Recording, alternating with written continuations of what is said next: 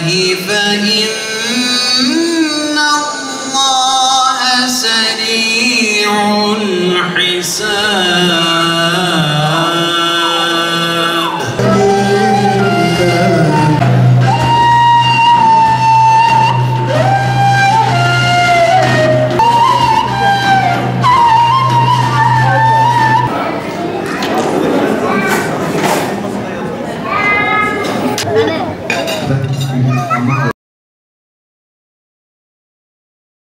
Demek ki vakfiyede varmış ama Gaziantep Vakıflar Bölge Müdürümüz Sayın emeği geçen başta Sayın Valime ve Vakıflar Bölge Müdürümüze ve tüm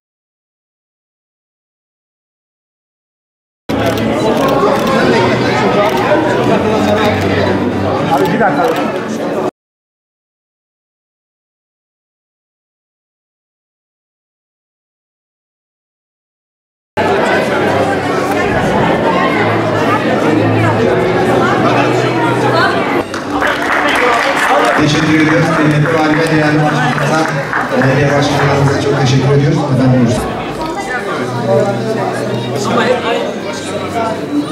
bugün burada 529 yıl önce kurulan Sultan II. Beyazıt Han Vakfı'nın vakfiyesinde yer alan hayır şartı gereği 81 ilde genel müdürlüğümüzce düzenlenen sünnet programında bir araya gelmiş bulunmaktayız.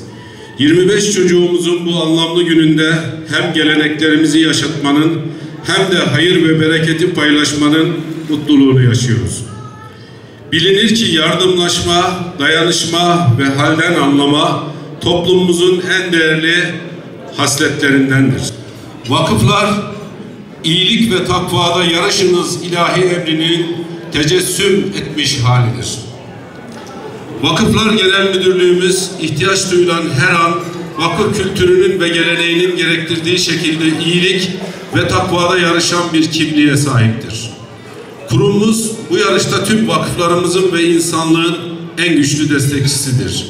Bu tür etkinliklerle geleneklerimizi yaşatmaya vesile olacak, hep birlikte dayanışmayı, yardımlaşmayı artıracağız. Gönülden gelen bir samimiyet ve gayretle ortaya koyacağımız çalışmaların bereketi çoğaltacağını, toplum olarak bağlarımızı güçlendireceğini biliyoruz. Bu bilinç ve inançla tüm hemşehrilerimizi ve milletimizi bu paha biçilmez birlikteliğe güç vermeye, destek olmaya davet ediyoruz.